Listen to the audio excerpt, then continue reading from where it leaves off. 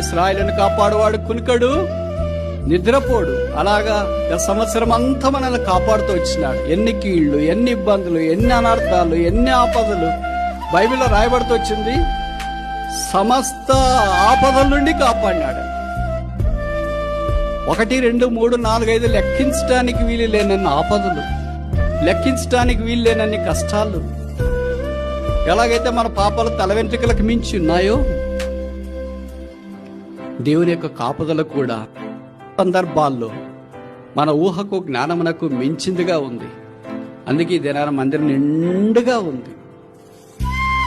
లేకపోతే అసలు మనం ఊహించుకోలేము ఆ దృశ్యం. మలాకి 3:6 చెప్పబడింది, యెహోవానైనా నేను మార్పు లేని వాడను గనుక యాకోబు సంతతి అయిన మీరు లయము కాలేదు. ఆయన కృపను బట్టి, ఆయన విశ్వాసతను బట్టి, ఆయన వాత్సల్యతను బట్టి మనం లయము కాకుండా కాపాడబడుతూ వచ్చినాం.